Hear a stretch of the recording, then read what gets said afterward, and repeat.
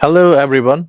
Today we are looking into why a lot of AI projects fail and some of the reasons behind it, and what we can do to mitigate some of those reasons. Let me share my screen, and we can walk through that. So, as you can see, we are looking into the AI hype cycle that started about 3 years, 4 years ago in 2021.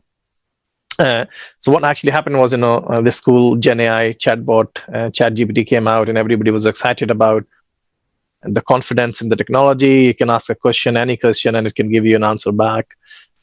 So that really had an impact on us as a humans, and all of the world just rushed into it, and then a lot of people jumped on it, and there was a peer pressure and social pressure as well that hey, we want to use it as well.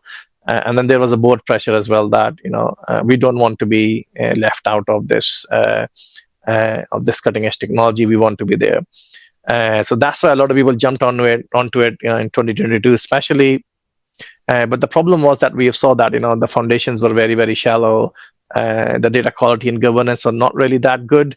That pretty much means that the data that was presenting to the chatbot or GNAI solution was not carrying a lot of meaning and richness and context that it was needed to for the AI tool to actually produce a trustable outcome, trustable reports or a dashboard or an answer to the question, and that resulted in a lot of organizations ending up in the court with bad reputation, and a lot of organizations ending up giving up on using GenAI. So the biggest problem that we had was hallucination and biasness and overconfidence, because it was a tool that was built by a company who would wanted obviously its actual user base to stay loyal to them, and that's why the answers Gen AI was producing gave a lot of confidence to its users. So that overconfidence was one of the biggest problems that led to hallucinations and biasness. So currently, what happens in 2025 that we have a shortage of trust in Gen AI solutions, because everybody knows that it hallucinates, and the trust factor is all-time low. And any investment on Gen AI solution comes with a big question mark and a big risk that hey, we need to have some kind of guardrails to protect us. And you can see the hype cycles. The more data, the less understanding. Over the last 3 or 4 decades, that the more the data exploited over the years, the understanding about the data has decreased, which means that we invested less effort and money into building foundations and contextualization of data, and we invested more effort on the hype cycles of different generation. And this decade is about the AI hype cycle. And the reports are out. The jury is out here. 80% of the organization, they have failed to reach production, and that's a very, very high rate. And up to 40% have totally abandoned the AI initiatives. That has never happened. For example, the past hype cycle was the big data hype cycle, where everybody wanted to have a Hadoop solution running Spark on it. So the failure rates were not very high, and they were very, very successful for the reasons, obviously, faster query response times and better analytics.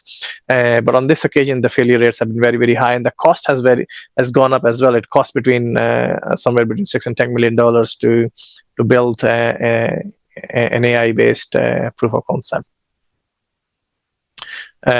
So what is our understanding of the failures so far is come down to the data itself. Very, very weak foundations. It was missing context. We had no knowledge of the lineage, missing metadata and context altogether. And one more thing that we didn't do was we didn't align the outcome with the business solution. We just jumped into using Gen AI to do something for us. And another key topic for myself is the missing governance and trust. This is where we need to understand that we need to define data standards. We need to use SCOs, like where SCOs are simple knowledge organization system extensions, and they work very well with CVs, like control vocabularies. If you give you an example for healthcare here, we can use Nomad CT, where hypertension as a label could be defined as hypertension EN, and then could be different kind of identifiers. So that makes up a control vocabularies that goes into your catalog. And then the use of PIDs. The use of PID is very, very important. PID is a persistent identifier that identifies a data set. So the data set is moved from one point to another.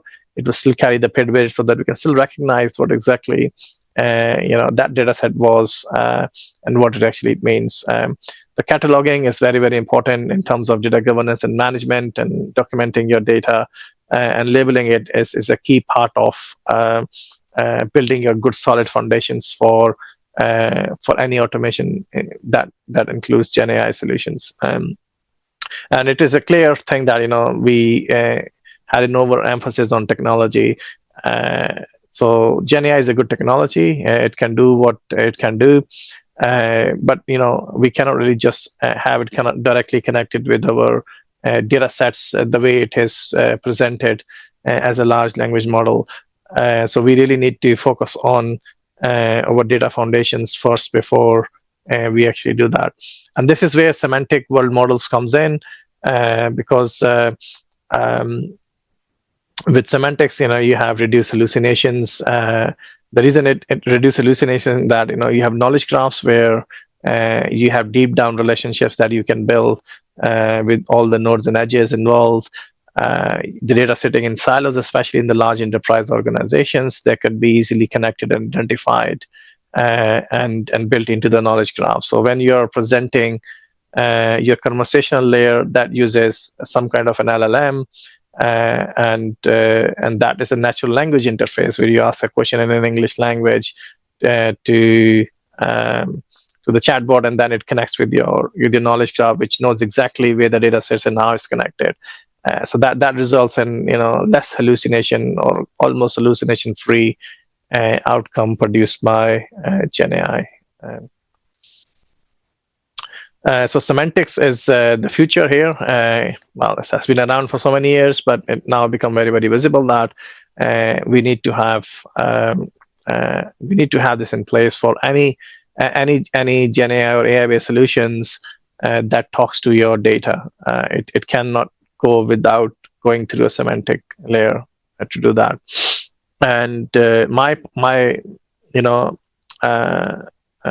pipeline looks for taxonomies, because I believe that very early on we need to define and organize data into categories and hierarchy for consistency and discovery. For example, a healthcare system could have hospitals, it could have surgeries, ambulances, and other healthcare services. So they all become taxonomy for your business.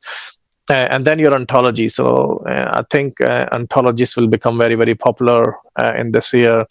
Why? Because ontologies can actually define the concepts and relationships to create the shared meaning and shared understanding of the data. For example, ontologies have different subcategories like concept ontologies, application ontologies, entity-based ontologies. So I will do a separate class on ontologies, but a quick concept-based ontology could look like, for example, a patient has an encounter, and that encounter could be with a hospital, with a dental surgery, with a laboratory doing an X-ray, doing a blood test, or with a pharmacy to get your medication as well, or some diagnostic with a physician, which also has an outcome. So that patient has an encounter, that becomes an ontology, concept ontology, and then you can further explore that into how it evolves into other layers of ontologies, which we will discuss in a separate session. The metadata is key. Both business and technical metadata we need to define into a catalog as a part of your data governance initiatives, along with control vocabularies. So synonyms and language is very, very important as a part of scores, where you're trying to understand how the data is represented in the database. For example, a heart disease could be defined as myocardial infarction, angina, cor pulmonale, they're all synonyms of heart disease, but they're represented in a different way. So when you're having a natural language conversation with the data, that would definitely not result in any outcome because the data is represented in a so much different way. So we have those control vocabularies in place where we've identified those synonyms and how the representation is taking place. And then knowledge graphs. So knowledge graphs really helps you connect your siloed data together. And all of these semantic knowledge can exist in the knowledge graphs. This is the framework I've used, where it really helps me understand how I built the end-to-end pipeline in the knowledge graph using RDFL. It appears pretty much like a graph rag, but it's not really a rag here. It's really very, very dynamic, built on the foundation and semantic layer and the conversation layer as well. For enterprise organizations, I think the delivery approach is very key. So always start with discovery phase, where you do discovery, understanding your skill set. You do your maturity assessments as well. Start off with listing your use cases. Pick a domain. For example, you want to have talk to data analytics. You want to democratize, your data, so that everybody in our organization can have a natural language conversation with it. Let's say you want to pick that domain as your first AI initiative. So focus on that and list down 2 or 3 or 4 use cases where it can really help your teams having democratizing of data, and then and deliver on those. Always have governance and insurance in place for that. You can embed trust and compliance right in the heart of it. And then I will stop sharing here, and I will take you to a demo where I will demo a tool that I have recently created that can actually help you understand a bit about it. So let me ask this question again. So this is a tool which is built on Semantics in the background, and this is what I've created to have a natural language conversation, talk to data, which a tool that you can use to democratize data using semantics and providing almost hallucination-free outcomes which are trustable.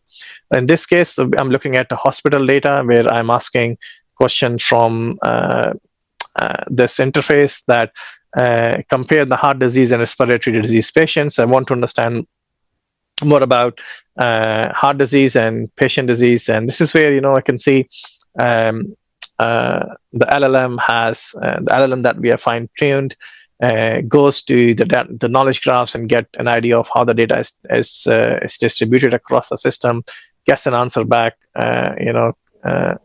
around the respiratory disease and total diagnosis, produces a really amazing chart and produces the code that it used. So you can see it has already used the synonyms based tagging here, where it has converted the heart disease into how the data was represented in the database, and it writes an SQL query for us and extract the information out and displays in the form of text and visualization.